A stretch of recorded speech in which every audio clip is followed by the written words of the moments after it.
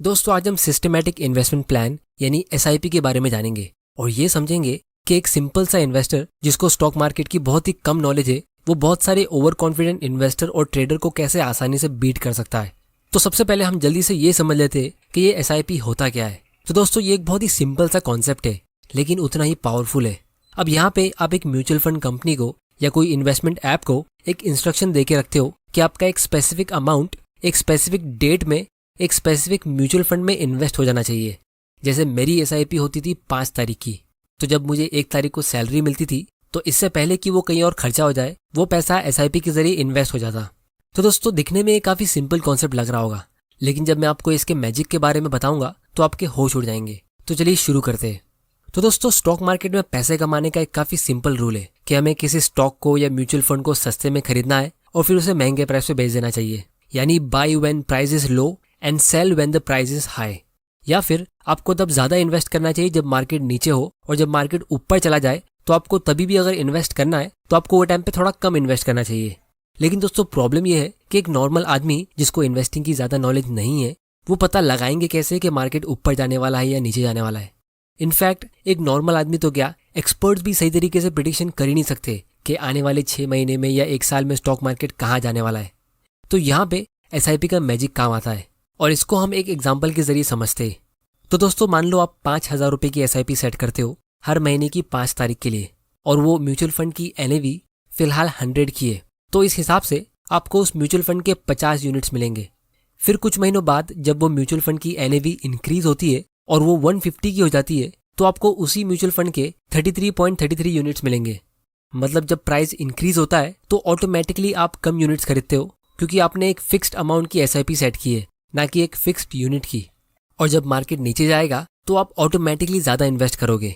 जैसे अगर market crash होता है और आप अपनी एसआईपी कंटिन्यू रखते हो और मान लो आपके म्यूचुअल फंड की एनएवी नीचे गिर के 50 की हो जाती है तो आपकी वही 5,000 रुपये की एसआईपी से आपको इस बार 100 यूनिट्स मिलेंगे। तो इसका मतलब ये है कि आप ऑटोमेटिकली ज़्यादा बाई करते हो जब मार्केट नीचे होता है और जब मार्केट ऊपर जाता है तो आप ऑटोमेटिकली कम बाई करते हो क्योंकि आपने एक फिक्स्ड अमाउंट सेट करके रखा है। तो इसको हम डॉलर कॉस्ट एवरेजिंग कहते हैं। अब दोस्तों आपको अगर ये कॉन्सेप्ट अभी भी नहीं समझा तो मैं आप लोगों को इसका लाइव एग्जांपल दिखाता हूँ। अब ये एक म्यूचुअल फंड है जिसका नाम है JM Core 11 जो मार्च 2008 में लॉन्च हुआ था और इसके लॉन्च होने के टाइम पे इसका एनएवी था 10 का और अभी इसका एनएवी है 10.5 का। मतलब 12 साल में ये म्यूचुअल फंड सिर्फ 5% ऊपर गया है। मतलब सिंपल लैंग्वेज में अगर मैं कहूँ तो जिसने भी इस म्यूचुअल फंड के स्टार्ट में 1 लाख रुपए इन्वेस्ट किया 12 साल पहले तो उसके इन्वेस्टमेंट की वैल्यू आज सिर्फ और सिर्फ 1,05,000 की होती, जो कि सेविंग्स अकाउंट से भी ज़्यादा बुरा परफॉर्मेंस हुआ क्योंकि 3-4% तो आपको कोई भी सेविंग्स अकाउंट से मिल ही जाता है, वो भी ईयरली। और अगर हम ये 5% की रिटर्न को CAGR में कन्वर्ट करेंगे तो ये सिर्फ 0.36 का होता है। लेकिन अगर आपने इसी फंड में एसआईपी के थ्रू इन्वेस्ट किया होता और आपने सिर्फ 1,000 रुपये की एसआईपी सेट की होती तो आपने अभी तक इसमें टोटल 1.6 लाख रुपीस इन्वेस्ट किया होता और आपके पोर्टफोलियो की वैल्यू अभी होती 3.24 लाख, जो होता है 10.1% का कंपाउंडेड रिटर्न। तो दोस्तों दोनों ही केस में म्यूचुअल फंड सेम है, टाइम होराइजन भी सेम है, बस इन्वेस्ट करने का तरीका थोड़ा अलग है। एक में आप डायरेक्टली इन्वेस्ट करते हो यानी लमसम इन्वेस्टमेंट और दूसरे में आप एसआईपी के थ्रू इन्वेस्ट करते हो। तो दोस्तों ये है मैजिक ऑफ एसआईपी। तो इसको हम टाइम डाइवर्सिफिकेशन कहते हैं। आपने पोर्टफोलियो डाइवर्सिफिकेशन के बारे में तो ज़रूर सुना होगा, जहाँ पे आप अलग अलग कंपनीज के स्टॉक खरीदते हो डाइवर्सिफाई करने के लिए, लेकिन टाइम डाइवर्सिफिकेशन के बारे में नहीं सुना होगा। लेकिन ये भी एक बहुत ही इंपॉर्टेंट कॉन्सेप्ट है जो आपको आज इस वीडियो में देखने मिल रहा है। इसकी वजह से आपके लॉन्ग टर्म में लॉस होने के चांसेस बहुत कम हो जाते हैं क्योंकि यहाँ पे आप स्टॉक मार्केट को प्रिडिक्ट करने का रिस्क पूरी तरह खत्म कर देते हो। तो इसीलिए जब आप एक लमसम यानी वन टाइम इन्वेस्टमेंट करते हो तो वो एक डबल एज स्वॉर्ड की तरह काम करता है। इसका मतलब ये है कि अगर आपकी टाइमिंग परफेक्ट निकली और आप एकदम राइट टाइम पे इन्वेस्ट करते हो तो आप एसआईपी वालों से ज़्यादा प्रॉफिट कमाओगे। लेकिन अगर आपकी टाइमिंग खराब निकली और आपके इन्वेस्ट करने के बाद मार्केट नीचे जाता है तो आपका रिटर्न और ज़्यादा खराब होगा और आप रिग्रेट करते रह जाओगे कि काश थोड़ा सा पैसा बचा के रख लिया होता तो वो अभी इन्वेस्ट कर लेते वगैरह वगैरह। अब दोस्तों अगर हम इस फंड को एनालाइज करेंगे तो हमें यहाँ पे पता चलेगा कि इसके लॉन्च होने की टाइमिंग बहुत ही खराब थी। ये बिल्कुल मार्केट क्रैश के पहले लॉन्च हुआ था और इसके साथ में ये एक पुअर परफॉर्मिंग फंड निकला।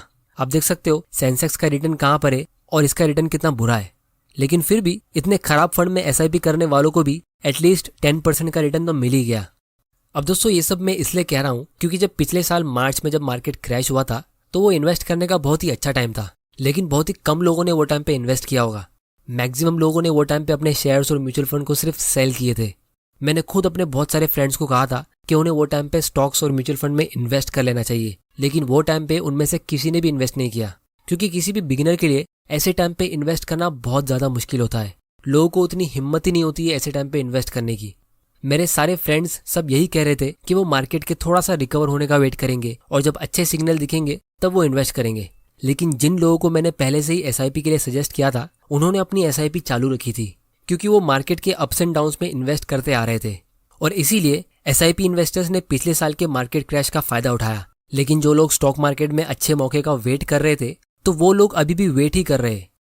और बाकी लोग जिनके पास थोड़ी सी स्टॉक मार्केट की नॉलेज होती है, तो ऐसे लोगों के साथ एक चीज मैं हमेशा नोटिस करता हूँ कि वो लोग बिल्कुल ऐसे टाइम पे ऑप्टिमिस्टिक होते हैं जब मार्केट बहुत ज्यादा ओवर वैल्यूड हो जाता है, यानी वो टाइम पे आपको बाय नहीं करना चाहिए। और जब मार्केट क्रैश होता है और इन्वेस्ट करने का अच्छा मौका होता है, तो लोग वैसे टाइम पे डरे हुए होते हैं और उस टाइम पे वो कुछ एक्शन ले ही नहीं पाते। तो इसीलिए वॉरेन बफे की एक बहुत ही फेमस लाइन है कि be greedy when others are fearful and be fearful when others are greedy. तो दोस्तों, ये बोलना बहुत आसान है, लेकिन असलियत में जब मौका आता है तो वो मौका बहुत ज़्यादा टाइम के लिए रहता नहीं है। और अगर आपका माइंडसेट स्ट्रांग नहीं है तो आप सिर्फ सोचते रह जाओगे और मार्केट ऊपर भी चला जाएगा।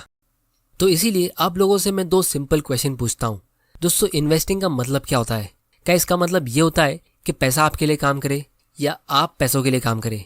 जब आपने एक बार अपनी ऑफिस में मेहनत करके पैसा कमा लिया है, तो वापस उसके लिए आपको काम करने की क्या ज़रूरत है? तो ये एसआईपी आपको एक ऐसा मौका देता है जहाँ पे आप स्टॉक मार्केट के जरिए पैसिव इन्वेस्टिंग कर सकते हो और अपने पैसों को काम पे लगा सकते हो। फिर दूसरा सवाल आप लोगों के लिए मेरा ये है कि हम इन्वेस्टिंग करते क्यों हैं? क्या हम इसलिए इन्वेस्टिंग करते ताकि हम ऑफिस के बाहर निकल के मार्केट को लेके चिंता करते रहे, या हम इसलिए इन्वेस्टिंग करते ताकि हमारे पैसों की चिंता दूर हो जाए? तो अगर आप अपनी वेल्थ को ग्रो करने के लिए अपना सारा फ्री टाइम फाइनेंशियल न्यूज़ और मार्केट गुरु को देखने में लगा दोगे, तो आप लाइफ को एंजॉय कब करोगे? तो इसीलिए एसआईपी का एडवांटेज ये है कि आपको मार्केट की चिंता करने की जरूरत ही नहीं पड़ेगी। मार्केट ऊपर जा रहा है या नीचे, आपको इससे कुछ टेंशन ही नहीं होगा। अगर स्टॉक मार्केट ऊपर जाएगा तो भी बढ़िया, क्योंकि वो टाइम पे आपके इन्वेस्टमेंट की वैल्यू बढ़ जाएगी। और अगर मार्केट नीचे जाएगा तो भी बढ़िया, तो आपको ज़्यादा यूनिट्स खरीदने मिलेंगे। फिर दोस्तों, इसका अगला बेनिफिट ये है कि आप एक अच्छी हैबिट क्रिएट करोगे डिसिप्लिन के साथ सेविंग्स और इन्वेस्टिंग करने की। क्योंकि अगर आपकी सेविंग्स नहीं भी होती है तो भी आप एसआईपी के जरिए वेल्थ क्रिएट कर सकते हो। उसके लिए आपको सिर्फ एक ही काम करना है। आपको एसआईपी की डेट ऐसी रखनी है कि जैसे ही आपको अपनी सैलरी मिलती है तो सबसे पहले उसका एक पोर्शन एसआईपी के थ्रू इन्वेस्ट हो जाना चाहिए। जैसे मेरी सैलरी 1st को आती थी तो मैंने 5th की एसआईपी सेट की थी। और अगर आप अपनी सैलरी का 10-20% एसआईपी के थ्रू इन्वेस्ट करते हो तो आपको पता भी नहीं चलेगा आप इन्वेस्ट कर रहे हो, और कुछ ही महीनों में आपकी आदत भी हो जाएगी और आप अपने लिए एक सिस्टम क्रिएट कर दोगे जहां से आप अपनी वेल्थ ऑटोमेटिकली ग्रो कर सकते हो।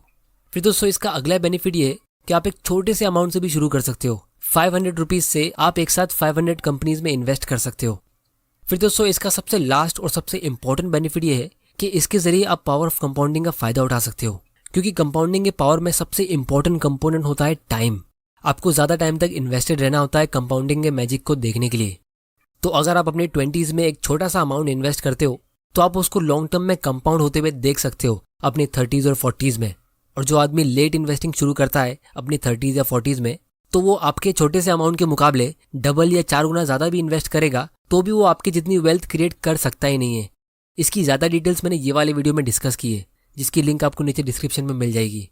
तो एसआईपी इतना पावरफुल इसीलिए है क्योंकि ये इन्वेस्टिंग से इमोशन को ऑटोमेटिकली निकाल देता है। क्योंकि एक बार आपको एसआईपी सेट करनी है, उसके बाद मार्केट कैसा भी फ्लक्चुएट हो रहा हो, एसआईपी को उससे कुछ प्रॉब्लम होगी ही नहीं, वो ऑटोमेटिकली अपना काम करती जाएगी। फिर यहाँ पे आप मार्केट को टाइम करने के चक्कर में पड़ते नहीं हो। फिर तीसरा बेनिफिट ये है कि आप जब मार्केट क्रैश होता है तभी भी इन्वेस्ट करते रहते हो और ज़्यादा यूनिट्स खरीदते हो, वरना अक्सर लोग ऐसे मौके को मिस कर देते हैं। फिर चौथा बेनिफिट ये है कि यहाँ पे आपको टाइम डाइवर्सिफिकेशन मिलता है। और सबसे लास्ट और सबसे इंपॉर्टेंट बेनिफिट, आप जल्दी इन्वेस्टिंग शुरू करके कंपाउंडिंग का फायदा उठा सकते हो।